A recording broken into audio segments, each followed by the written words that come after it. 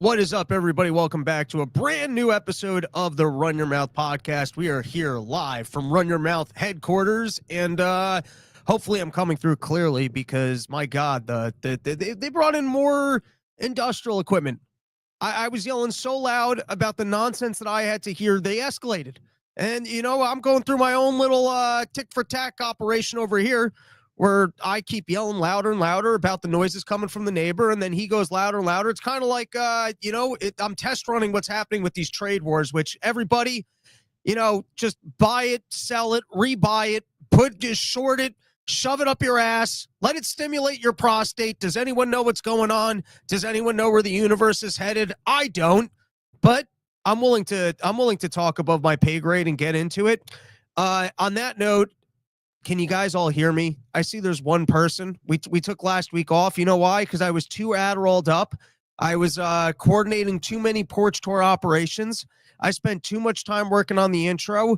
We're a mess over here, but we're gonna get things sorted out. But on that note, for all the good people out there, we got a couple of announcements, and then we got an episode. We're gonna get into the tariffs. We're gonna get into all the nonsense, everything that's going on in the world.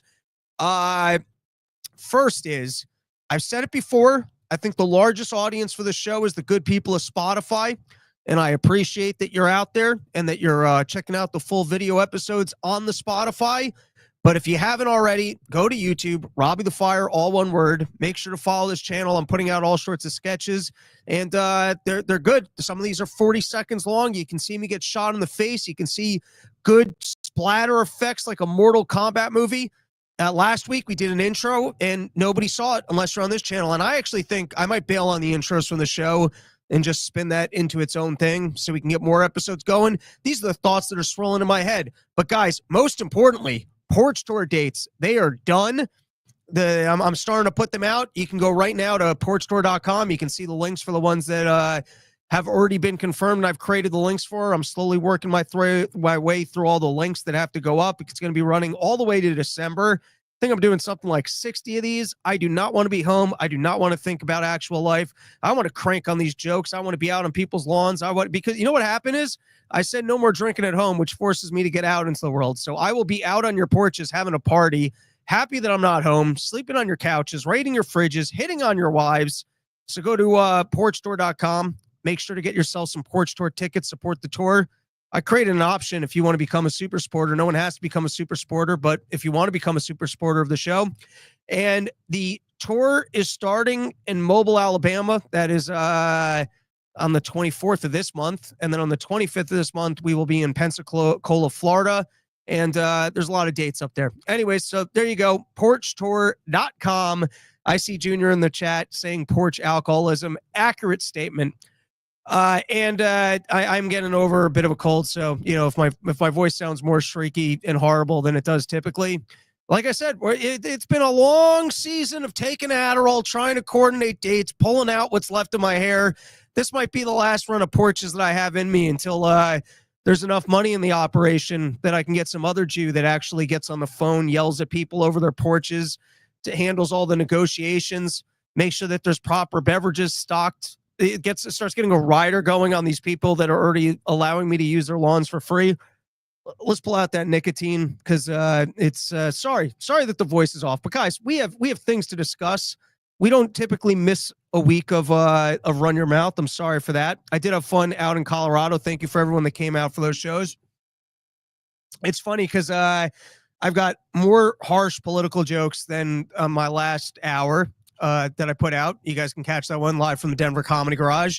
And this was my first headlining gig, and Steamboat's a pretty liberal town. I was curious to see because I was pot committed. I didn't have other material. I wasn't going to do stuff from that one.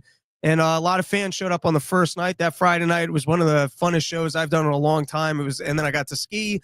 Good times all around. All right, that's enough nonsense. Let's get into Trump Daddy and these tariffs. And we're going to have Bobby the Bank come on later this episode because his business, he's got to deal with it. You finally build yourself a successful American business. You're making a good middle-class income, maybe better. He's been talking about that sheath jet, but he's got his employees. And then you got to change everything. You got to go reinvade Vietnam and figure out where you're going to get high-quality underwear pouches from. And here's what I think Donald Trump's doing. And listen, he's a gambling man. He's taking his Sudafed. He's drinking his Diet Cokes. And he's sitting there and he's going, I'm going all in. And it's a gamble. It's not the gamble that I would make. I feel like we sit in this country and it's rampant with financial fraud. It's markets that have been propped up from things like quantitative easing. There's all sorts of false signals. They had to bring COVID upon us so that they could bail out the repo market and all these banks and prop them full of money so that they wouldn't fold. And I think that there's a lot of chaos in the system. I think there's a lot of things and prices that need to come down. And I don't know that we're in the right environment for gambles like this where we go, hey, we're putting tariffs on everybody, but there's something funny about it. Everyone's got tariffs on us. There's something funny about the Bugs Bunny quality of Donald Trump Jr. Donald Trump sitting up there with this chart. He goes, you're charging us too much. We're going to charge you back. There's something fun about it. And it's a gamble. And listen, to the extent that if the gamble works, you can't get upset with the guy. If you had a friend and he takes your money and he goes to the casino and he puts it all on red and he wins and he comes back with a paycheck, you're like, you fucking took all my money and put it on red. He's like, yeah. And you're like, you stupid mother. But then it worked. So, at the moment, Donald Trump's got bigger balls than the rest of us. He's popping his Sudafeds. He's drinking his Diet Cokes. He's riding high after they tried to assassinate him in front of all of us, after all those court cases, after being in office for the entire month. He started off with some of the petty stuff. He's kicking out some immigrants, probably not enough, and some of them in the wrong way. We'll get into that later. We've talked about El Salvador enough. It's the week of the tariffs. And so now he's out there and he's telling everyone, grab your balls, we're going to win it. And so, he's pushing all in. And I guess to the extent that he gets concessions and perhaps he opens up more foreign markets for American products because it's easier for us to sell there, I don't see how that's a loss if we see quick concessions from other countries.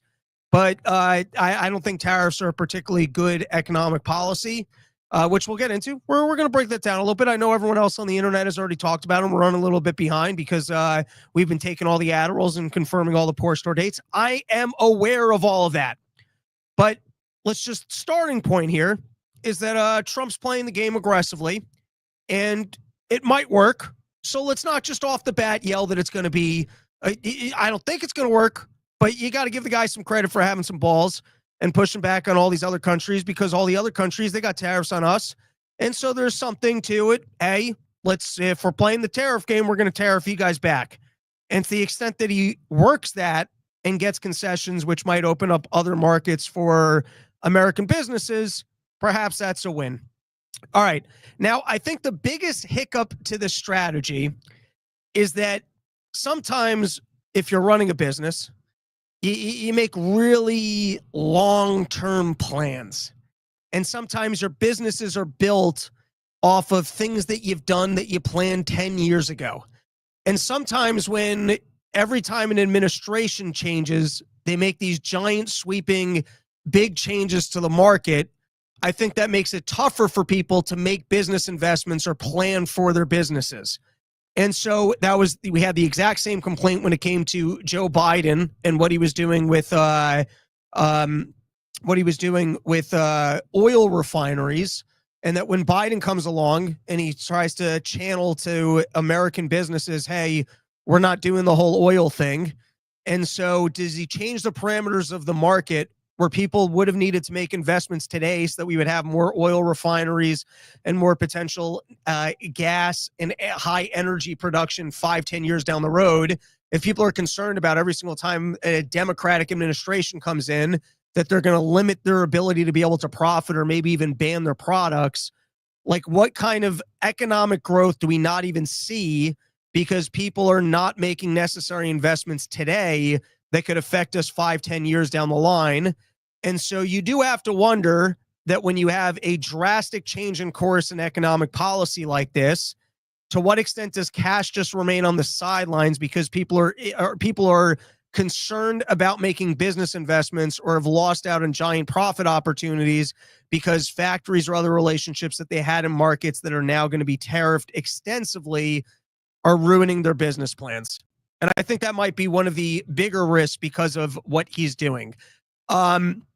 Now, in terms of us decoupling from China, I get some of the arguments. if you want to go back like, I don't know, 60 years and say, hey, let's not trade with this country. They're evil. It's a slave labor operation. And why are we going to create wealth for an area that's just going to steal our technology and then continuously grow economically and not be a good trading partner and possibly be our enemy? 60, 70 years ago, I would understand that. I would understand where that's coming from. But now, we're kind of in this age of globalization. And then you got to understand some of the parameters of economics where people are not supposed to lose by trading. You're supposed to be harnessing the good factors of things such as specialization. All right, maybe we're being too ADD. So let's get back on the train of coherent thoughts here. Donald Trump is grabbing his big old Donald Trump orange balls. He's going all in.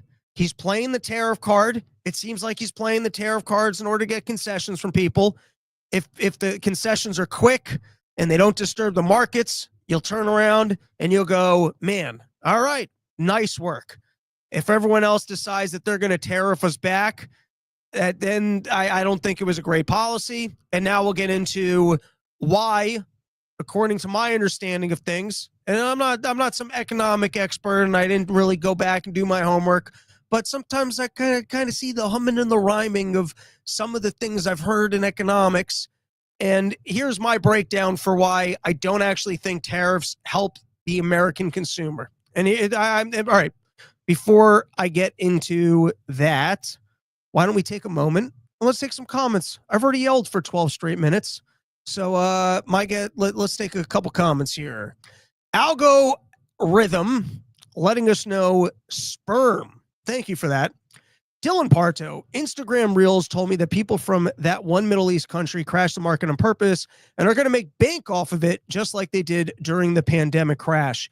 The idea that, people in the Trump administration are just throwing nonsense out there that they're then going to just change course 3 days later so that somebody in the administration can continuously front run the markets.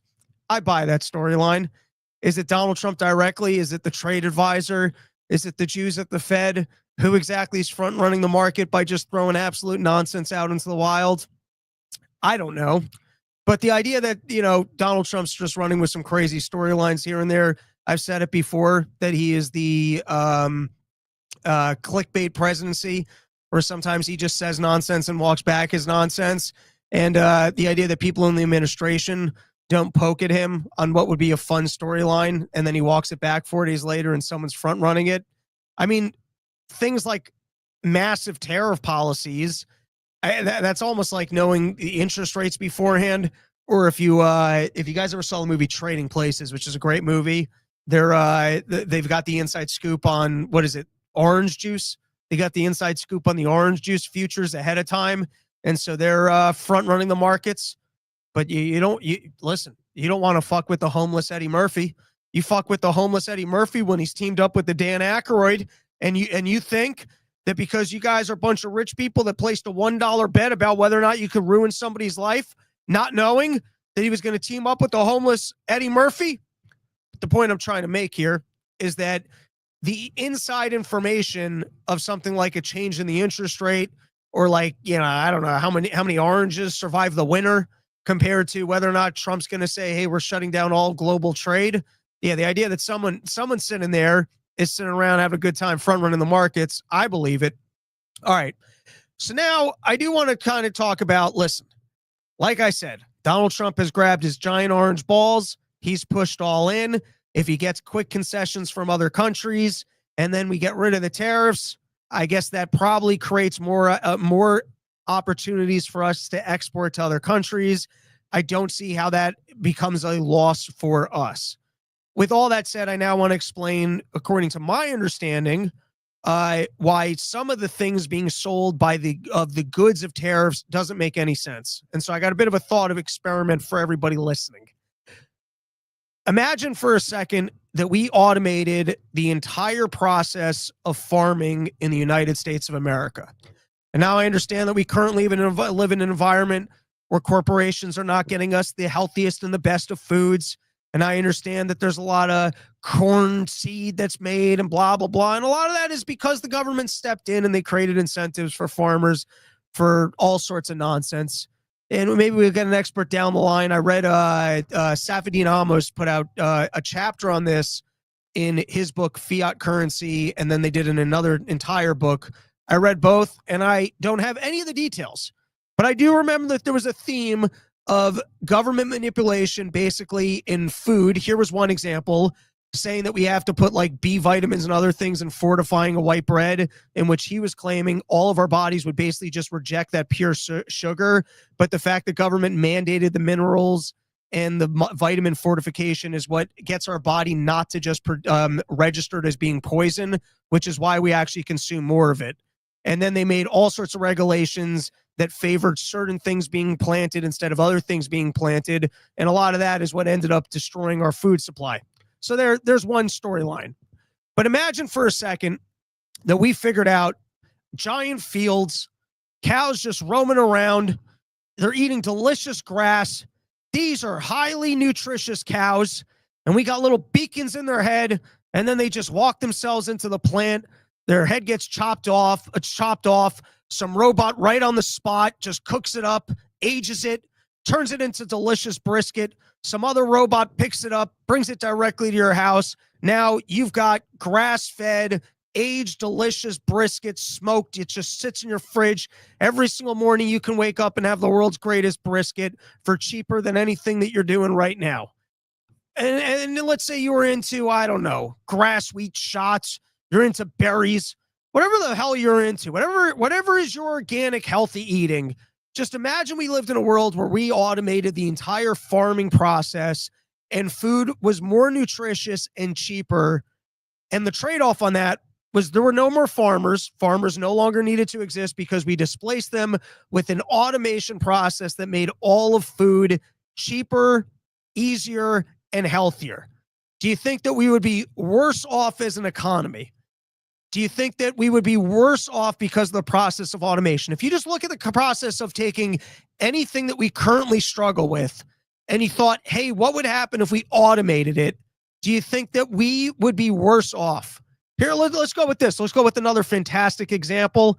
And this was right out of the last season of Venture Brothers, where it took an interesting turn into finding out that the OSI was actually the bad guys protecting the elites the whole time. But imagine if someone actually invented portal technology. And so you never had to get on a flight. You never had to drive your car.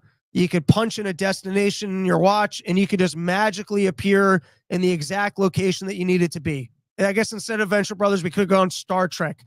We all had that usage of the Star Trek beam thing. You could just beam yourself anywhere at any point in time. And so now there wasn't a single truck driver in the country. The entire airline industry no longer existed. Every single cab driver no longer had a job.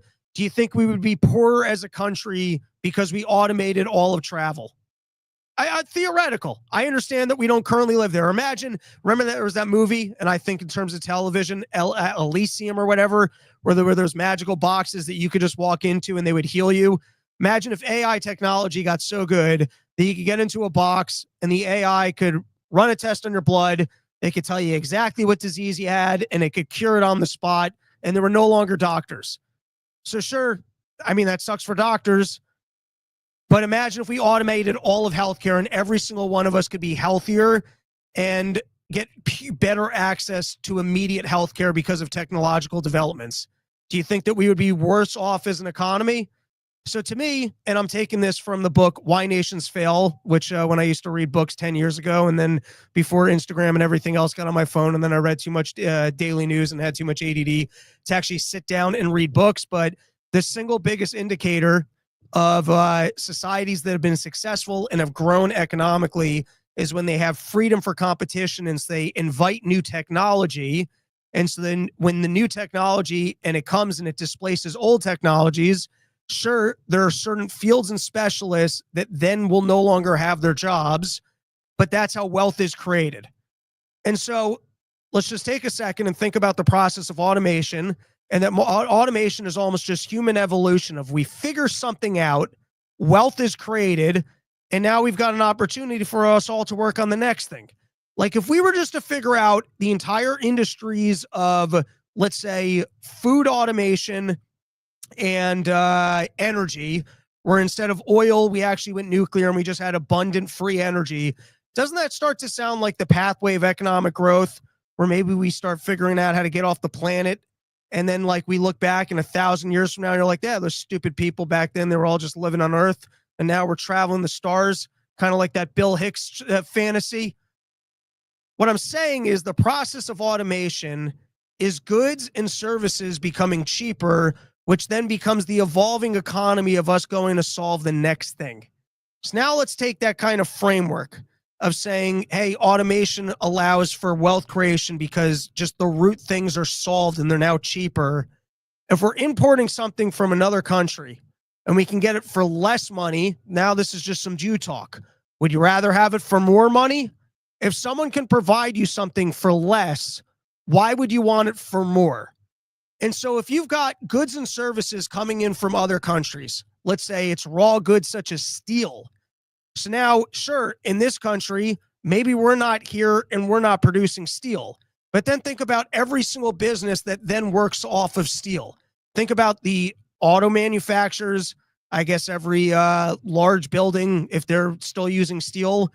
But so, sure, we might no longer have the root thing, which is you being in a factory, putting sulfur into the sky and having Pittsburgh feel like you're living in literal hell. And so, yeah, we lost that root industry of the steel creation, but then we build off of it. And every single business that then uses steel as a raw input is able to exist. Or I bet we're going to hear from Sheath down the line a similar thing where, sure, he doesn't employ employees who are sitting in a factory and they're sitting there like a bunch of little old ladies and they're knitting the underwear, but he's able to import the raw good. And now he's able to build his business and employ people, which is basically a sales and distribution business, which is one up almost the food. It's almost like a ladder. And so it's like we're one up the ladder of what we're able to import from the other countries from less, which is just kind of like the evolution of our economy, which is then you work on the next thing up the ladder. And so to me, being able to get goods for less, just think about it. Does it help our economy if you've got to pay more for it? How does that help? And I think what a lot of people are missing, it's kind of just like a broken windows fallacy of the seen and the unseen. And so it's like, yeah, I guess if you were to shut off importing all goods from other countries, then you would have manufacturing over here. And so people would be sitting in plants, and then you could point to the plant and you could go look at all the jobs that these people have because now they're sitting in this plant. But what you're not thinking about is that if every single time I need the goods and services that are coming out of those plants and I can get them for less money, that means I have more money to go spend on other things. And so I don't know, maybe that's the local restaurant down the street. Maybe that's the concert ticket. Maybe that's paying for a subscription for a podcast. But if the economy is based off of that, you know, people create goods and services and then they have money left over that they can then go consume on other things. If you can have something for less and now you're spending more on it, that means you have less for the next things. You're just kind of moving down the ladder of kind of economic growth. And so I think that's what's a little bit what's glorified about the tariffs. It's kind of like the broken window fallacy of, look, this window's broken. Now a job is being made because this guy, the shopkeeper, has to hire someone to come and fix the window. Well, if the window had never been broken, I guess I can't point to that job, but then there's the savings from that maybe he's putting into a capital investment down the line of a different piece of equipment. And so I think that's what gets missed by people as the tariff storyline gets glorified. Do you really want a factory job? I mean, I get the sale. It's nice to have a job, but is that the job you want? It's sitting in a factory. Isn't the better sale of, oh, through the globalization process, we can actually import lumber for cheaper. And so if you want to go start your own construction company, there's better spreads. There's going to be more people that want to purchase construction services because it's more affordable. And so if anything, the more both automation or the more that we can tap into the special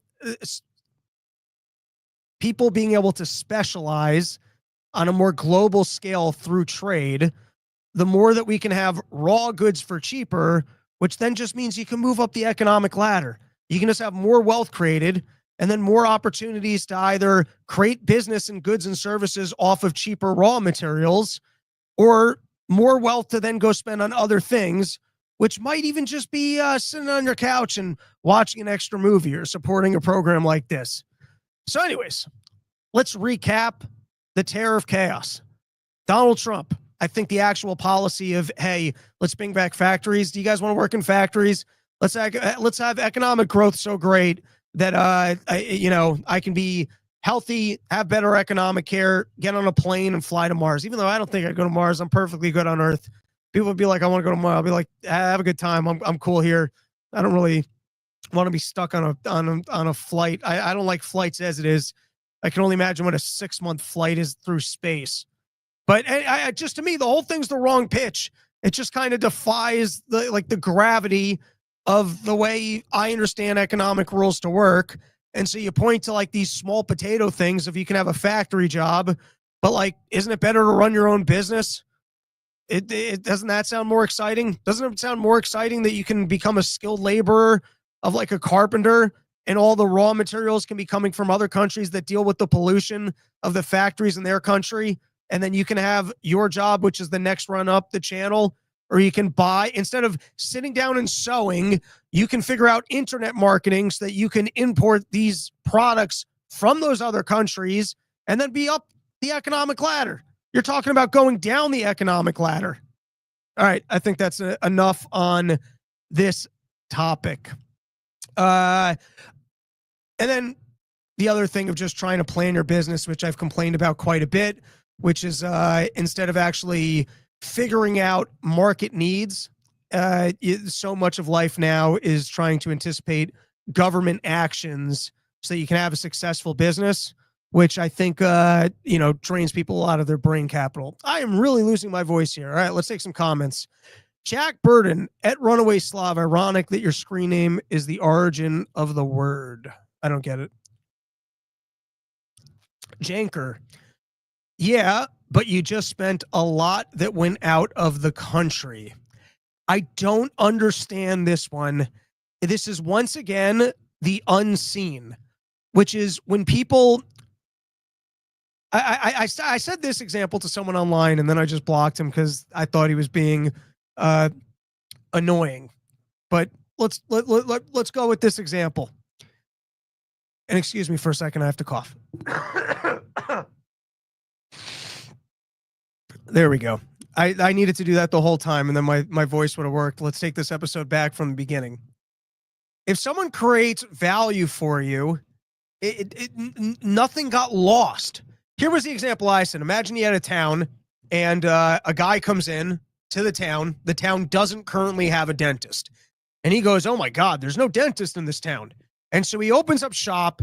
He looks online. What does a dentist normally make? And he realizes that he's found a gold mine. He likes working long hours. He likes fixing people's teeth. And so he charges below market rates, which is economically stupid. But the guy decides to do that. He decides he's a nice guy. He's really excited that he gets to offer dentistry services to this town. And so he's going to come in and he's going to fix people's teeth below market rates. And so then everyone, they go to see the dentist. Now they got whiter teeth. They got less cavities. They got less teeth pain. The guy leaves with the money that he made in the town. You think the town is worse off from that? Or let's go with an even better example. You know what? Let's go with the more clear example. Imagine there's a bunch of people in a town and there's no optometrist, or you can't go see the optometrist. And then a guy comes into town and he is able to fix everyone's eyes. He gets them all the proper prescriptions. And now they're more productive because they can see. Or imagine there's a guy, a mechanic, he comes into town and he fixes everyone's cars. And so now everyone can actually drive around because they didn't have their cars. And so they chose to pay him and he leaves with the money. You receive something. It's like equity in yourself or equity in your company. It's like sometimes you work for the equity because the thing's building. So sure, people can leave with the money. The money can get sent out, but you receive something. and with what you received in the goods and services, like, you know how many people own businesses and they don't make money in the first couple of years? They're paying out all the employees, but they own the company and they're building the equity in the company and the company's becoming more valuable. I don't understand it. If you choose to hire someone because they're offering you the best rate for something, and so they're providing value and you're handing them money, you've received the value, which can also equate to economic growth or another opportunity for you. I imagine this. Imagine you are, I don't know, let's go as old school as you want to go on this. All right, let's say this. You hire a guy to come in and plant your field. And so he plants your field, you pay him all the money that you have for planting your field, and then he leaves. So you might go, oh, that guy just left with all the money, but I've got the equity in all the plants. And so in 6 months from now, when there's a million apples coming off of these things, now I have the goods and services. I don't understand this theory of that once the money is spent. Firstly, it's not an absolute that all money gets spent. But this is, once again, it's like looking at one part of a math equation. So yeah, money got spent on a good and service that I wanted and deemed valuable. And I deemed more valuable than the money I was handing him. And I received the goods and services. And for some reason in that free exchange where I got the best rate for what I was looking for, you see a world scenario where you're worse off. How are you worse off if you choose the cheapest and best option to receive something and hand someone money for it? How does that stunt economic growth? Because I've seen this argument more than once from people of that, since you've handed them money in exchange for a service, but they're leaving with the money, that is somehow a problem. I don't see the problem. You have equity in the thing that you decided to have solved or the thing that you received. I mean, I guess if a hooker showed up into a town and everyone in the town was really stupid and decided instead of having all of their money, they were going to give it all to the hooker. And so all that they got to do was blow their load. And then the hooker left and now they got no money and they received nothing that was economically beneficial to them. Then yeah, in that scenario, the town is left worse off. But that's not what's going on in our economy. Is every single thing that we purchase from China just blowing a load where it was some thrill and that's the end of it and there's no economic growth or something that gets built off of the labor that we paid them for? I don't see it. John Popick. I hate the government getting involved in market protection, but importing Chinese steel is terrible. Their manufacturing process is trash and doesn't have the tensile strength of the steel we can produce here in the States. Failing infrastructure would be the new norm. Cheap doesn't always equal good. Yeah, I'm fine with that cheap doesn't always equal good, but that also assumes that you need central planning, because people, when they decide what goods are of higher or lower quality, how long they'd like to last and what they want to pay for it, that the market is unable to make this, and so we need government to step in and protect us from purchasing things from elsewhere. And then also, for all the talk of like American ingenuity and American goods, how many of you guys are buying American cars at the moment because you think that they're the greatest cars on the road? All right, let's check in with our guest. Somebody, and by the way, that's the other part of which I didn't mention, is for people that favor tariffs. Aren't you also in some ways then favoring, you're favoring government choosing strategic assets and critical industries? So to some degree, you prefer central planning, that there's some industries that are, so important that government should be deciding that we shouldn't be, it's some sort of a belief that socialism and central planning would work better than people making their own free and independent decisions, which once again, I don't think is economically literate. All right. And now let's check in with Bobby the Bank. Comes on every month, lets us know about the growth that he's seeing in sheath underwear. And I've been saying that I think tariffs can say, listen, if Trump gets concessions across the board and the tariffs are over in 3 days from now, God bless the gamble. He has bigger stones than I do. But people that favor tariffs and they think that it benefits the working class of America, I think they don't understand that you can be up the economic ladder of receiving goods and services from a place like China and then growing a business. And I think that's exactly what you're confronting. is sure you don't have sweatshops of old women sitting there sewing underwear. But I'm curious, how many employees do you have, Bobby the Bank? 12. You got 12 employees, and they're working in warehouses, they're hitting the phones, they're processing orders. Yeah, we're in the process of cutting hours for employees that are not doing like vital operations. We opened the store in Woodland Park, and we have it open like 6 or 8 hours a day, 7 days or 6 days a week. But we only get like 4 customers that walk into the actual store because it's mostly a warehouse that we ship our orders out of. But we're like, well, since we have someone there, we might as well, have the store open. But nobody walks in, so we're going to cut the hours of the store.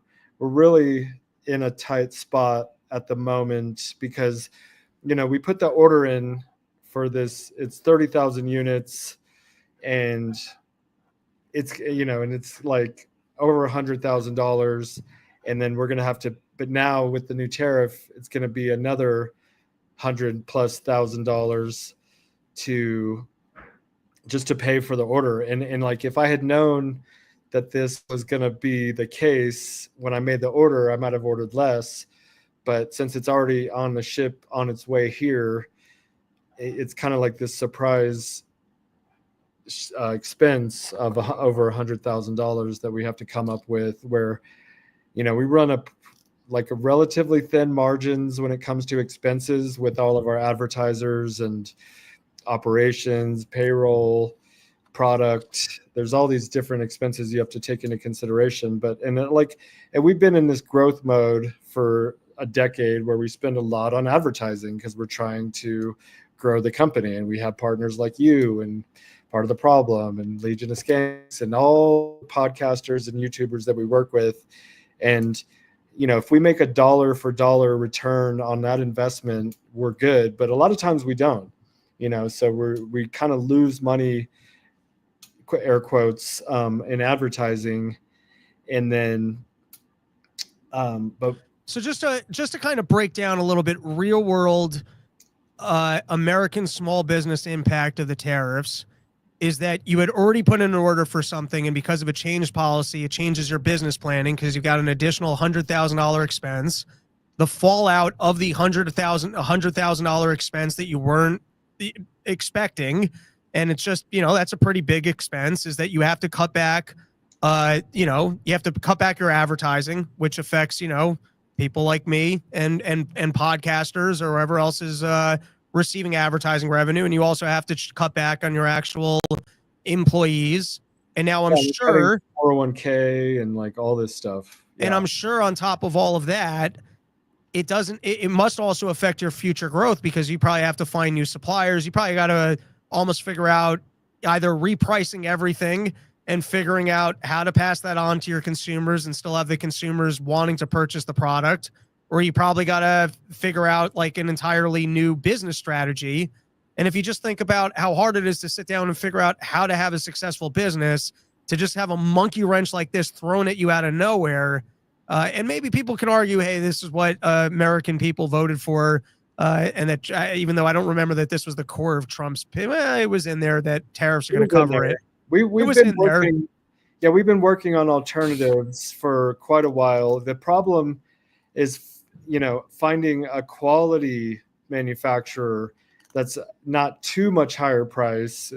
Anywhere else we go, it's going to be higher price, but is the quality going to be the same? And we love our company that we've been working with for over a decade. And by the way, can you talk about that? Because I remember, listen, I pay attention. I remember the first time I had you on, or the second time I had you on. You guys can go back to Run Your Mouth Archive 3 years ago, where you had said that you had picked up some product and it was actually tight on the nuts, and you were trying to pretend, no, this is fine. And then I remember down the line, you had across the different products, the whole placement was a little bit different. And then another thing that you had to overcome was finding a manufacturer that was more consistent across the board. So here you have 10 years of working in the industry, finally finding a good partner that has the quality control that you're looking for. Sometimes things like that are not that easy to change. No, it's not. And I remember we did try a different manufacturer. They sent us really good prototypes. We're very happy. And then when we ordered a batch of 10,000 units, we got them and they were all fucked up. And we ended up donating them to the homeless because we had to like eat that cost. And if we do switch to another manufacturer, which we're looking at, we have one in Mexico, one in India, and one in Los Angeles currently that we're talking to. But just because we get a good prototype, what's going to happen at the end when we get the final batch? And if we spend $100,000 on an order and then get a fucked up batch, pardon my language, then we're really screwed. I would rather pay the 100% tariff than just get throw away $100,000. I guess it's very complicated. I'm a little bit stressed. I did just hear, as I was walking up, Trump just put a pause on all tariffs except for China, which of course is where we manufacture. So everybody else gets to take a big sigh of relief, and I'm over here fucking it's like the Great Depression. I mean, it's people jumping off buildings and shit. It's like luckily we're in a good enough position where we can. We have a lot of inventory.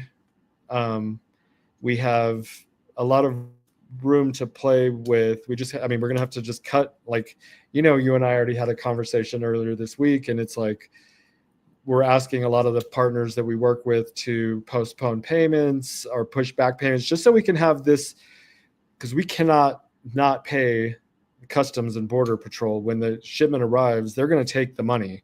I can put you guys back 60 to 90 days and I can make you guys whole in a couple months, but they're not going to wait a couple of months, and I don't have a couple of months to come up with the money. And anyways, it's quite a predicament. It's quite stressful. I've lost it's a monkey wrench in that, I this is business. Things come your way that you didn't expect. It's just my general complaint is just, what, this actually a line from our good friend Brandon from Yo Kratom.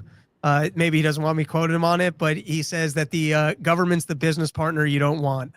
And so that's what happens, is that they make decisions that, they're not at your meetings, but they make decisions that affect your company. And then all of a sudden you're like, dude, that ruins 3 years of planning. And then they just walk out of the room and like, nah, decision's made. Yeah, and it's just one guy. You know what I'm saying? Also, I mean, for the most part, it's Trump, and love him or hate him, he has a lot of positive, or did. I really don't like him at the moment. I did not vote for him, but I also just didn't vote because I didn't really like Kamala either. But now I would love Kamala. And it's almost it's one of those things that maybe they just didn't forecast for, but there's something to be said for that. Perhaps contracts that are already executed prior to the tariffs should have been doctored in, or that maybe they needed to give people a little bit more of and listen, bad implementation, if it's bad enough, is just as bad. You know what I mean? That means it's bad policy. And so perhaps the implementation on this should have been, we are going to start tariffing in 6 months. Or if you can't produce a contract from you know what I mean? Because the reality of business planning is that sometimes you're making investments for 3-4 years down the road, or you plan things, you have a supplier relationship from a decade ago. And then, if you sat down in a room with Trump, you could explain to him, listen, I need at least 2 years to test these other suppliers before I can shift to the United States. Yeah. Or you know what I mean? Or it could be, listen, if you actually want to do a long-term tariff strategy and say America's no longer importing from China, maybe you ban that in 3-4 years from now so that we can actually have the industrial capacity to facilitate that transition. But I guess when you do it, as quickly as he did, without the foresight of, well, what are small businesses going to do if they had a contract that was already out and it's literally in the middle of delivery? It's almost shocking that the tariffs were placed that quick, and it's almost shocking that it's left up to the discretion of whether or not China will oblige Trump, that your business, like, in other words, your business now is being affected by Z. Z is making I wish he decisions would have about just your not done business. anything. I mean, if he would have just not done anything, that would have been great, because then it would only be 50%. Now 50% sounds like a fucking dream come true, as opposed to the 104%. And and then to to hear that he just dropped it on every other country is like, Jesus Christ, dude, work with me here. But we're working with a company in India, which is quite promising, and then Los Angeles, and then we were working with this company in Mexico for quite a few months, and when Trump threatened the tariff on Mexico, they stopped talking to us altogether, the company in Mexico. And then just last night they reached back out saying that they were willing to work with us again. And it's just like this, it's so all over the place. It's hard, it's hard to know exactly what to do. And so, but we're going to figure it out. I'm cutting costs everywhere across the board. And we're going to just, the main thing is getting through this hurdle right here. Because again, like, if I hadn't placed such a big order, it wouldn't be that big of a deal. And I would have placed a more like precise order of only what we needed if I knew this was going to happen. And we placed this order back in December. So now we're just getting it. And if it would have arrived last week, that we would have just like skimmed by, and then we can adjust accordingly. We have another order already in production. It's a smaller order, but we were going to place one more order like in the next month for Christmas stuff. And I don't know what we're going to do about that. We might do like a 5,000 pairs or something just for Christmas stuff alone, and then work with these other suppliers and hope that the quality and consistency is acceptable. Fair enough. Fun time. Right, let's take a couple of the complaints here, or criticisms, and try and address them. You ready? So this one's from Omega Supreme with Cheese. He's been a long time listener and commenter on the show. I notice him in the chat quite a bit. I agree with this idea, however, carried to the next most logical conclusion. If every job is exported but now cheap, then the only jobs left are craft services and podcast hosts. And here's the thing. That's up the economic ladder. That's what I'm describing. If you can have raw goods for less, do you think it benefits our economy to spend more on them? Think about how much more money people then have for other goods and services and the jobs that are created by that. And now what you're talking about is, I mean, how much money needs, firstly, how much do you have to change environmental regulations that factories can be in this country? And then how much do you have to actually reduce, minimum wage requirement laws so that you can actually put out an underwear product where I mean, I don't actually know your business, but I'm sure that you work very long hours. You put a lot of risk on your plate, and the actual margin after marketing and everything else is what, $5 a pair, maybe.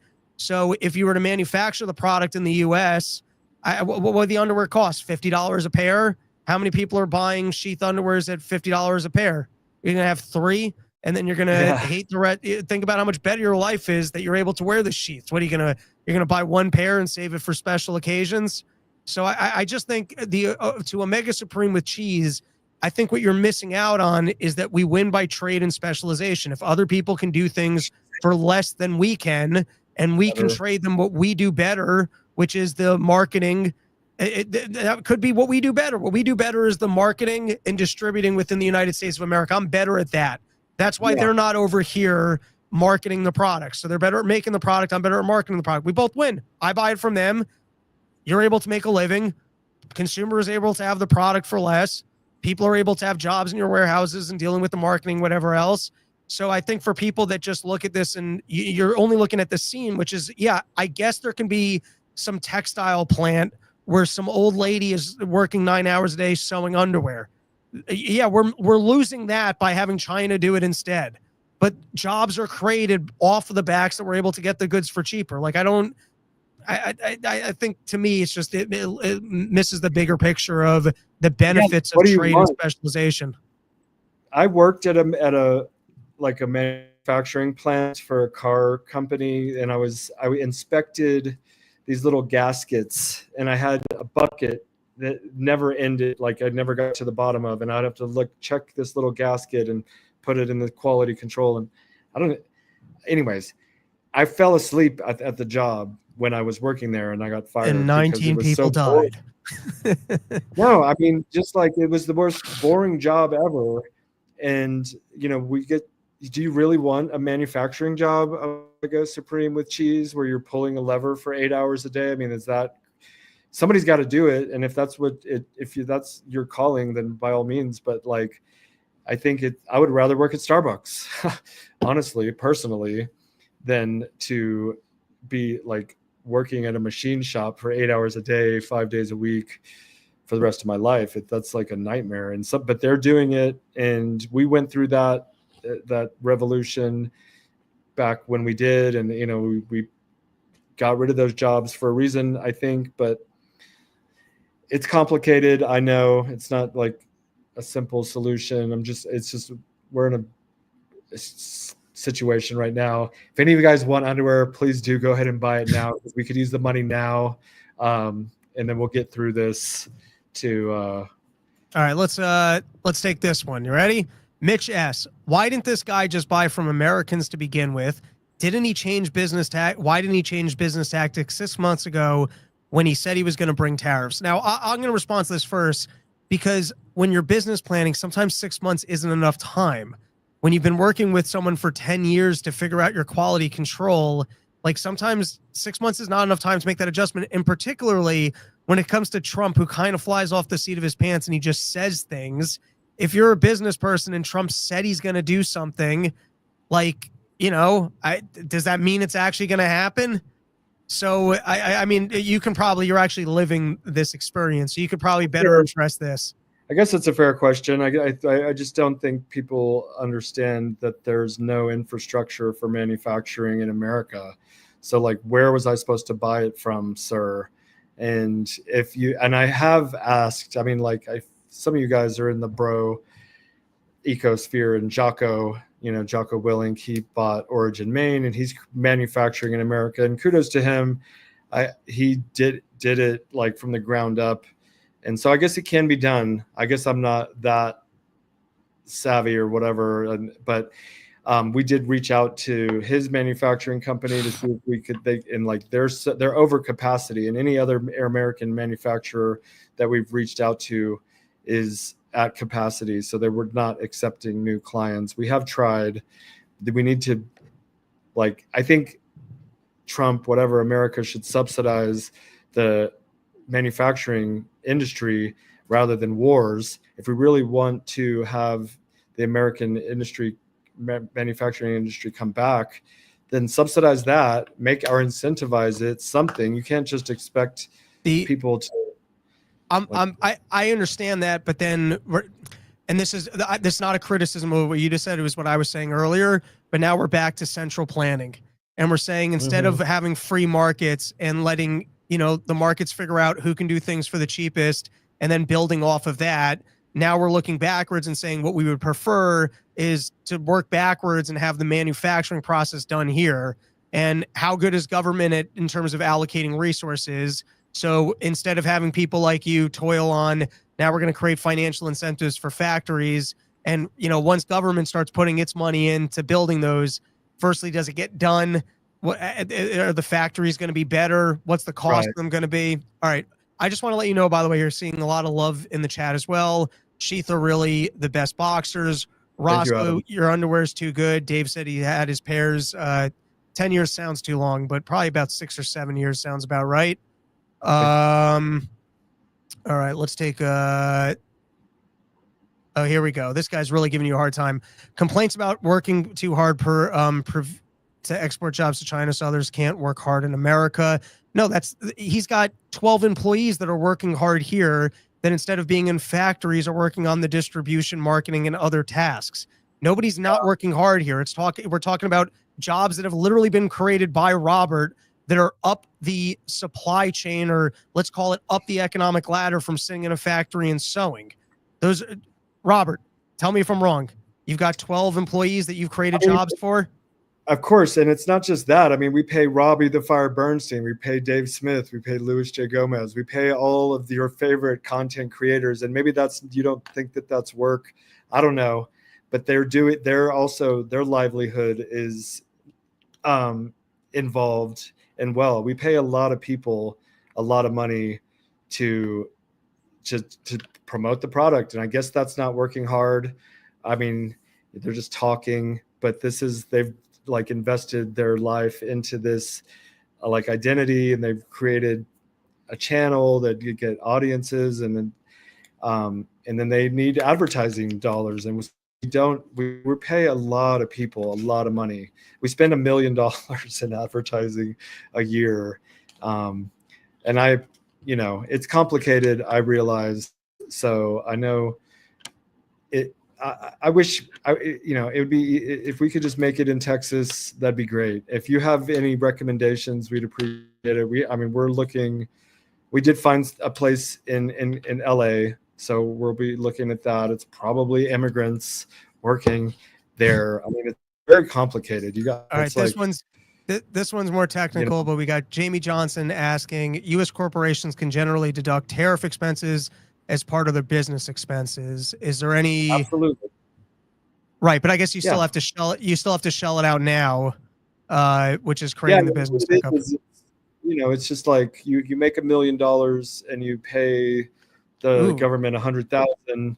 So you have, and this is very whatever, just throwing numbers out, but yeah, I don't have to count that 100,000 as revenue because we paid it out. Any expense. Everything I pay for advertising and operations, cost of goods sold, every expense is a tax deductible item, except my own payroll, I guess. There you go. Thank you. You do have people in the chat saying that they're looking to purchase. If you use promo code RYM, you'll get 20% off the greatest underwear that's ever graced the balls of man. And it's nice, actually. I used to work at a job and we were selling stuff to contractors. And it's something I'd like to do more on this show, which is sometimes I would talk to people and they would kind of tell me about government rules that were keeping them from being able to grow their business. And a lot of times we just kind of, especially me and Dave, it's more conceptual on the policies. I always find it really interesting when you can talk to business owners about how policies are actually in the real world directly affecting them or hindering growth. So I'm sorry you're going through it. But I appreciate that we're actually able to get, a firsthand account of a small business being affected by the policy. It's life in the big apple or whatever. It's business. It's not unexpected. We did have some warning with, Trump and all his talk. So it's not like we're completely caught off guard. We are taking other measures, but we're still going to be produced overseas.